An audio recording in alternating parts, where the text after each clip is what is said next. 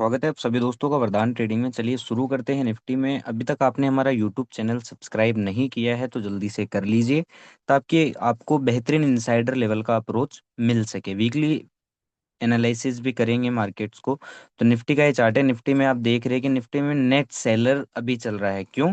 क्योंकि ये ऑलमोस्ट सभी बायर्स के नीचे क्लोज कर रहा है, ठीक है। लेकिन अपने बेस के पास भी है, ठीक है। अगर यहाँ से ये निकलता है तो ऑलमोस्ट ये मानिए फिर आप ये 23,000 तक एक बार इजीली आता हुआ दिखाई आपको देगा। निफ्टी अगर ऐसे ही गिरता रहा तो 23,000 आना है। लेकिन अभी चल क्या रहा है, हर जगह सेंटिमेंट बियरिश बना हुआ है।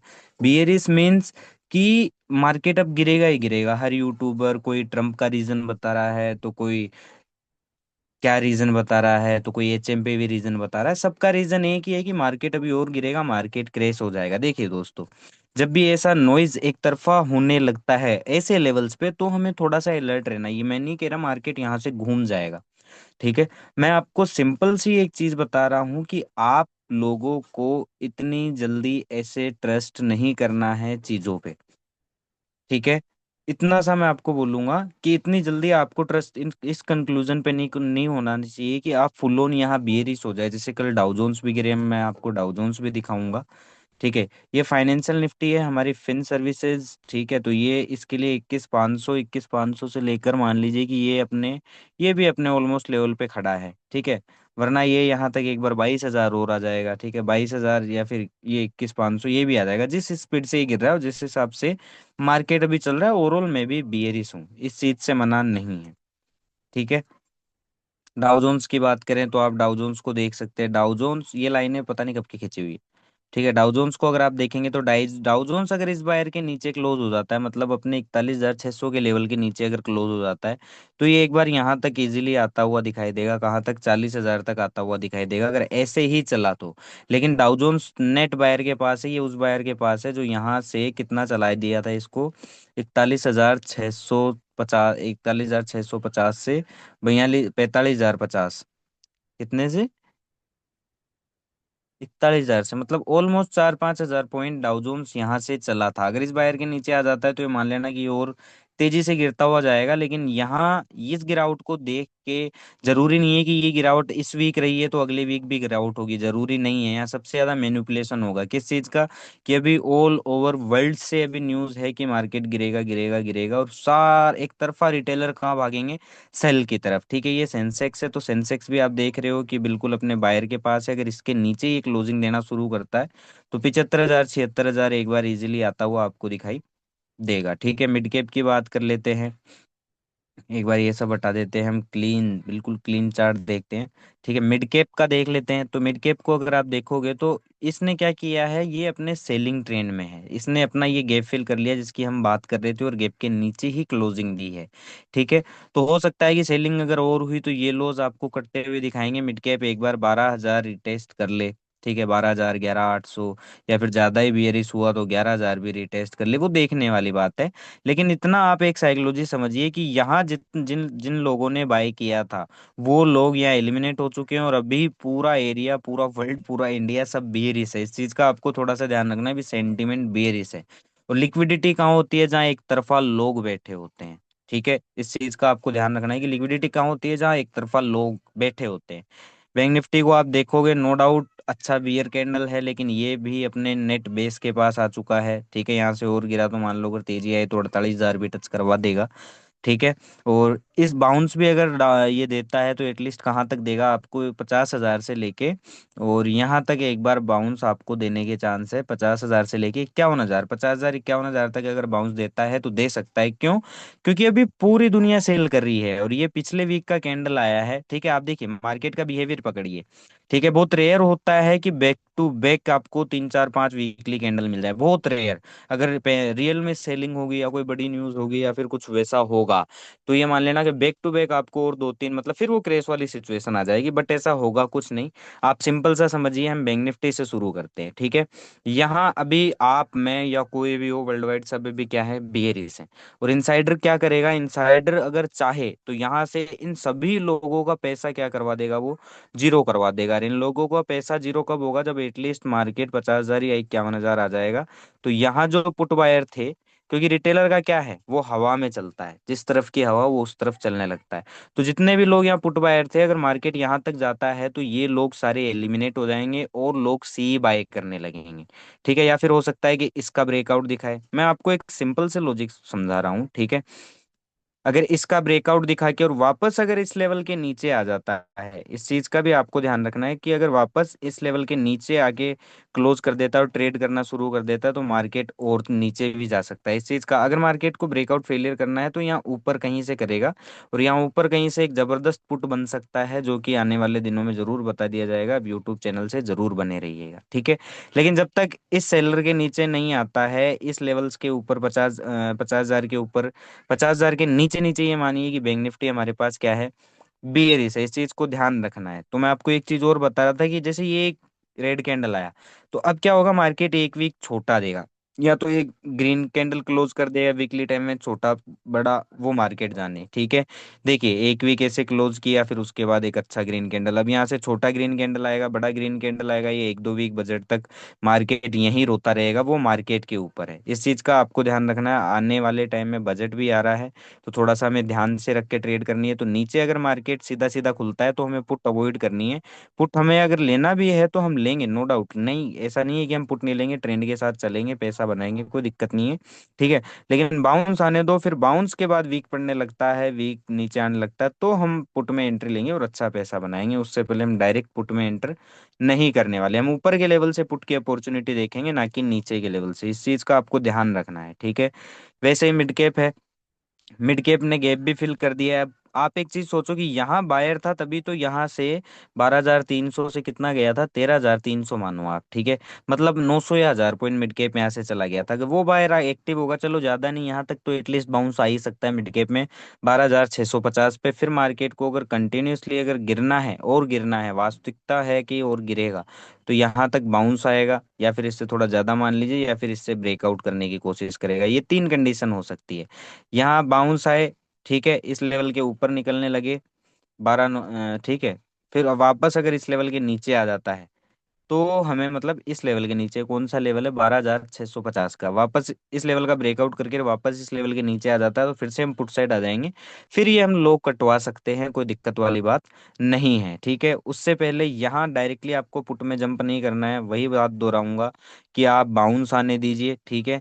बाउंस आने के बाद जब बाउंस वीक पड़ने लगे, तब आप सेल करिए, तब आपका प्रॉफिट भी अच्छा बनेगा और स्टॉप लॉस भी छोटा होगा। ये मिड कैप की बात थी, ठीक है। सेंसेक्स की भी बात कर लेते हैं। सेंसेक्स को अगर आप दोस्तों देखोगे तो सेंसेक्स भी नेट सेल ही है, क्योंकि बायर्स के नीचे क्लोज कर रहा है, ठीक है। तो बस इतना सा है कि अभी सेंटिमेंट टोटल बियरिश है। मैं ये कहना चाह रहा हूँ आप लोगों को, अभी सेंटिमेंट बियरिश है, सेल ऑन बाउंस करो नो डाउट, लेकिन थोड़ा सा संभल के, क्योंकि अभी पूरी दुनिया क्या है, बियरिश है, खौफ का माहौल है, लोग पोर्टफोलियो सेल कर रहे हैं डाउजोन्स वगैरह को गिरता हुआ देख के। डाउजोन्स मैंने दिखाया, डाउजोन्स इस वीक कितना गिरा है, आप खुद देखिए कि डाउ जोन्स इस वीक कितना गिरा। मैं आपको दिखा देता हूँ, ये देखिए आप, मैं आपको प्राइस रेंज लगा के दिखा देता हूँ कि डाउ जोन्स कितना गिरा है। डाउ जोन्स देखिए कितना गिरा है। डाउ जोन्स गिर चुका है इस वीक 3%, ठीक है। तो अभी लोग क्या हो रखे हैं, डाउ जोन्स को देख के, एसजीएक्स को देख के, सब इन चीजों को देख के क्या हो रखे हैं, बियरिश हो रखे हैं। और इनसाइडर के लिए ये लिक्विडिटी है कि जब रिटेलर एक तरफा बैठा हुआ है, ठीक है, रिटेलर एक तरफा बैठा हुआ है, तो वहां भाई साहब पैसा बनेगा, ठीक है, मोटा बनेगा। तो ये डाउजोन्स का है, ठीक है। डाउजोन्स भी अपने बायर के पास है, जैसा कि मैंने आपको बताया। फिन निफ्टी की बात कर लें तो फिन निफ्टी कहाँ तक बाउंस दे सकता है, फिन निफ्टी एटलीस्ट यहाँ 23,170 से लेके, 23,170 से लेके हम इसका ब्रेकआउट सोचते हैं, या फिर यहाँ तक आते हैं 23,700 तक, 23,600 तक, ये मान लीजिए कि 2300 से लेके 23,600 तक एक बार फिन निफ्टी भी बाउंस दे सकता है, ठीक है। उस बाउंस पे आप सेलिंग की पोजीशन बनाइएगा, अच्छा रहेगा, मतलब बाउंस पे सेल करिए आप, वो आपके लिए ज्यादा प्रॉफिटेबल है। नीचे अगर आप पुट खरीदोगे, अगर वहां से बाउंस आ गया या इनसाइडर लिक्विडिटी ग्रैब करने निकला, तो ये मान लीजिएगा कि ये एक तरफा ही वो मार्केट को ऊपर भगा देगा, और आपकी पुट आपको लॉस दे जाएगा, आपका सेल किया वो आपको लॉस दे जाएगा। तो डायरेक्ट नीचे पुट नहीं खरीदना, बाउंस आने देना, फिर हम पुट खरीदेंगे। ओवरऑल सेलिंग है, नो डाउट, कोई दिक्कत वाली बात नहीं है, ठीक है। एसजीएक्स को अगर आप देखोगे तो एसजीएक्स की जो क्लोजिंग आई है वो 23,509 पर आई है, ठीक है। इस बायर से एसजीएक्स ने रिजेक्शन यहाँ लिया है, ठीक है। इस चीज का आपको थोड़ा सा ध्यान रखना है। निफ्टी की बात कर लेते हैं। तो निफ्टी को अगर आप देखेंगे दोस्तों, तो निफ्टी भी ऑलमोस्ट जैसा कि मैंने बताया कि अगर ये और ही गिरना है तो निफ्टी एक बार 23,000 रिटेस्ट कर सकता है। 23,000 कर सकता है रिटेस्ट अगर करना चाहेगा तो, ठीक है। क्यों? क्योंकि अभी सेलिंग है। लेकिन बस यहाँ गलती क्या हो रही है कि यहाँ सेंटिमेंट है, डाउ जोन्स भी गिर गया, एसजीएक्स भी गिर गया, ग्लोबल मार्केट भी गिर रहे हैं, न्यूज़ पे न्यूज़ आ रही है, हर एक चीज़ आ रही है। ठीक है, न्यूज़ पे न्यूज़ आ रही है, हर एक चीज़ आ रही है, तो लोगों को थोड़ा सा ये देखना पड़ेगा कि यहाँ हम बाउंस पे शॉर्ट करें, वो हमारे लिए सही रहेगा, ना कि नीचे डायरेक्ट अगर पुट खरीद लिया और सेंटिमेंट रिवर्स हो गया। ठीक है, सेंटिमेंट अगर रिवर्स कर दिया इनसाइडर ने, बिग मनी ने, ऑपरेटर ने, तो हम सभी लॉस में बैठ जाएंगे। बस मैं ये चीज आपको समझाना चाह रहा हूँ कि आप लोग है ना बाउंस पे शॉर्ट करिए, नीचे पुट ना खरीदिए, बाउंस पे शॉर्ट करिए, वो आपको प्रॉफिटेबल ज्यादा रखेगी। ठीक है। चलिए अब मैं आपको बता देता हूँ और कुछ। अब इंट्राडे में आ जाते हैं हम कि इंट्राडे में कौन कौन से सेलिंग एरियाज रहेंगे हमारे। ठीक है, और कहाँ तक मार्केट जा सकता है। देखिए हमें सीधी सी बात है कि हमें नीचे तो पुट नहीं खरीदना, इस चीज का आपको थोड़ा सा ध्यान रखना है। हमें नीचे तो पुट बिल्कुल भी नहीं खरीदना है, इस चीज का आपको ध्यान रखना है। ठीक है। और ऊपर के लेवल पे हमें ये नहीं सोचना कि मार्केट बुलिश हो गया, नहीं, ऐसा भी नहीं सोचना है, वरना फंस जाओगे बुरी तरीके से। ठीक है, तो नीचे आज ये जो फ्राइडे वाला लो है, अगर मान लीजिए कि गैप डाउन खुल जाता है, मैं आपको सिंपल से लॉजिक बताता हूँ काम कैसे करना। अगर मान लीजिए कि फ्लैट खुल के नीचे आता है या खुल ही जाता है गैप डाउन, मान लीजिए तेजी से फ्राइडे वाले दिन की तरह गिरने लगता है, जैसे मिड कैप गिरना शुरू हुआ था खुलते ही, ठीक है, तो यहाँ से आप एटलीस्ट बाउंस आने दीजिए यहाँ तक का, या फिर इस क्लोजिंग का ब्रेकआउट करने लीजिए। क्योंकि यहाँ लोग क्या सोचेंगे कि कल की क्लोजिंग से मार्केट ऊपर आ गया, या फिर थोड़ा और ऊपर जाने दो। जहां तक आप पेशेंस है आपके अंदर, क्योंकि जितना पेशेंस करोगे उतना आपको शिकार बेहतर मिलेगा, ट्रेड बेहतर मिलेगा। फिर यहाँ से जैसे वीकनेस पड़ने लगती है, जैसे ही बियरिश प्राइस एक्शन मिलता है हमें, हम पुट खरीदेंगे और वो हमारा पुट एटलीस्ट अच्छा प्रॉफिट हमको देकर जाएगा। ये है काम करने की स्ट्रेटजी जो मैं आपको बता रहा हूँ। अगर मान लीजिए कि किसी कंडीशन वन गैप पे खुल जाता है इन लेवल्स के ऊपर, इन लेवल्स के ऊपर खुल जाता है और तेजी से ऊपर जाने लगता है, ठीक है, तो इतना आपको ध्यान रखना है कि इस मार्केट को एक डिप देने दो। ठीक है, डिप देने दो, क्योंकि वो डिप आपको बता देगा कि मार्केट यहाँ से और तेजी से नीचे जाने वाला है। ठीक है, या फिर मार्केट एक हल्का सा डिप दे रहा है और फिर बाइंग पोजीशन क्रिएट होगी, और फिर यहाँ से मार्केट और ऊपर जाएगा। तो मार्केट आपको दोनों चीजें बताएगा, लेकिन आपको तसल्ली से बैठे रहना है। ठीक है, इस चीज का आपको ध्यान रखना है, और किन किन लेवल्स पे आपको नहीं फंसना है। तो सी की जो अपॉर्चुनिटीज होगी वो इस लेवल के ऊपर अगर सस्टेन करता है तो 23,522 पे। ठीक है, 23,522 पे अगर सस्टेन करता है इसके ऊपर तो हम बाय करेंगे। ठीक है, ऊपर के लेवल, और हम कहाँ कहाँ सी की पोजीशन नहीं देखेंगे। ठीक है, 23,786 इस लेवल पे हम सी में नहीं फंसेंगे, डिप आ सकता है यहाँ से भी। ठीक है, और कौन सा लेवल है, एक ये वाला लेवल है 23,932 का, इस लेवल से 23,932 से लेके ये 24,010 तक, यहाँ हम सी नहीं करेंगे किसी स्ट्रॉन्ग कंफर्मेशन से। लेकिन यहाँ ऊपर के लेवल से पुट के ट्रेड्स काफी बेहतरीन बन सकते हैं, इन चीज को आपको ध्यान रखना है निफ्टी के अंदर। होप आपको समझ में आया होगा, एक बार और रिपीट कर देता हूँ। इस लेवल के ऊपर 23,526 के ऊपर, ठीक है, या फिर ये लेवल ले लो 23,600 का, 23,600 के ऊपर अगर हमें मिलता है तो हम डिप आने देंगे, फिर कॉल साइड जाएंगे, क्योंकि वो डिप हमें बता देगा कि नेक्स्ट मार्केट करने क्या वाला है। ठीक है, तो इस चीज का आपको ध्यान रखना। और ऊपर किन किन लेवल पे आपको सी में नहीं फंसना है, 23,788 इस लेवल पे आपको सी सी साइड नहीं फंसना है बिना स्ट्रॉन्ग प्राइस एक्शन के। इस लेवल पे आपको एक चीज ध्यान रखनी है कि इस लेवल पे बिना स्ट्रॉन्ग प्राइस एक्शन के आपको सी साइड नहीं जाना है। 23,782 के ऊपर अगर कोई ब्रेकआउट आता है तो इस चीज का ध्यान रखना है। डिप देने दो, अगर वापस इस लेवल के नीचे क्लोजिंग कर देता है तो ये मान लेना कि मार्केट आपको पुट में अच्छा पैसा देगा, लेकिन वहां आपको एंटर नहीं करना है, उसमें भी आपको एक बाउंस आने देना है। ठीक है, वो फिर वो बाउंस के बाद जब कोई आपको कंफर्मेशन मिले तब आप शॉर्ट करिए, पुट साइड आपका अच्छा पैसा बनेगा। ठीक है, और सी साइड की क्या कंडीशन रहेगी कि सी साइड की यही कंडीशन है कि यहाँ से जो डिप आ रहा है वो बाय होता है तो हम चलेंगे सी साइड। ठीक है, और किस लेवल पे, इस लेवल पे हमें सी में नहीं फंसना है, 23,939 से लेके 24,000 तक। ठीक है, क्यों? क्योंकि यहाँ से हमें एक डाउन साइड पुट साइड का यहाँ तक का एटलीस्ट अच्छा हमको शार्प ट्रेड मिल सकता है, इस चीज का आपको ध्यान रखना है। ठीक है, फिन निफ्टी की बात कर लेते हैं कि फिन निफ्टी में देखिए, फिन निफ्टी का भी सेम हाल है, मैं आपको बता देता हूँ क्लियर कट। ठीक है, कि फिन निफ्टी का क्या सीन है। ठीक है, तो फिन निफ्टी में कौन कौन से लेवल है जहां हमें सी में नहीं फंसना? एक तो 24,000 का लेवल, ठीक है। 24,000 के ऊपर अगर मान लीजिए अच्छा बुलिश ब्रेकआउट देता है तो हम सी साइड जाएंगे, लेकिन कंडीशन क्या रहेगी हमारी? कंडीशन ये रहेगी कि डिप आए, ठीक है, और डिप जो आए वो इस लेवल के नीचे ना जाए, यहीं कहीं तक आए, और फिर यहाँ से आपको एक अच्छा बाउंस मिले, अच्छा बायर मिले, अच्छा मतलब स्ट्रॉन्ग कोई बुलिश प्राइस एक्शन मिले, तो हम सी का ट्रेड देखेंगे जो कि हमें अच्छा प्रॉफिट देता हुआ दिखाई देगा। और ऊपर किस किस लेवल पे हमें सी में नहीं फंसना है? ये 23,057 का लेवल है एक आपके पास, फिर उसके बाद 23,260 का लेवल है, 23,260 के बाद जो मेजर लेवल है 23,325, ठीक है, या फिर ये ले लो आप 23,416, 23,416 और 23,265। इन दो लेवल पे हमें सी में नहीं फंसना है, क्योंकि यहाँ से डिप आ सकता है, ठीक है। और कौन कौन से लेवल है जहां आपको लगता है कि मार्केट बुलिश हो जाएगी लेकिन वहां से ही मार्केट डिप देगा, वो भी मैं आपको बता देता हूँ। एक आपके पास ये लेवल है 23,459 वाला, बता ही दिया, ठीक है। ये लेवल आप ले लीजिए, कौन सा लेवल है ये?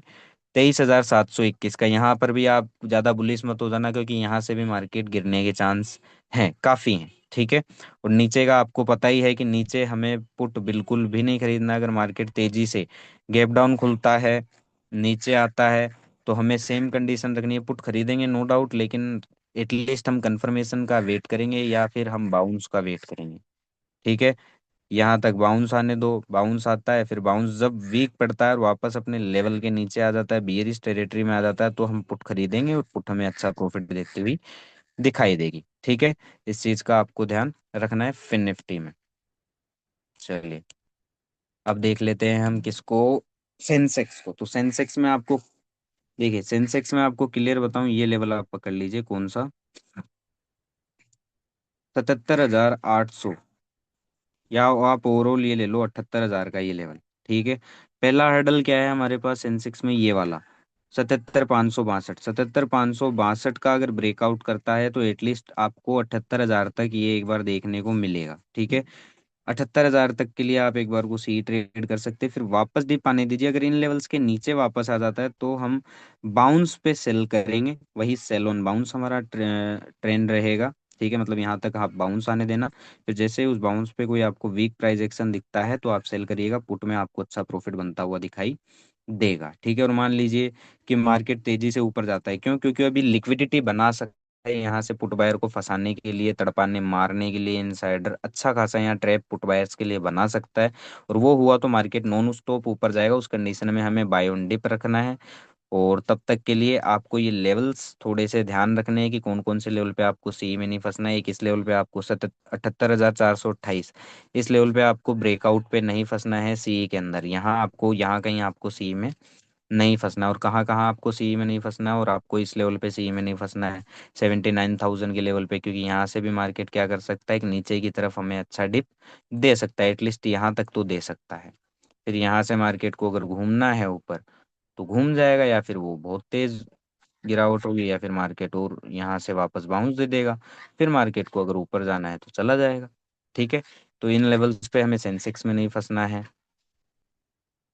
अब हम आ जाते हैं किसमें? फिन निफ्टी में, कि फिन निफ्टी में कौन कौन से लेवल हैं।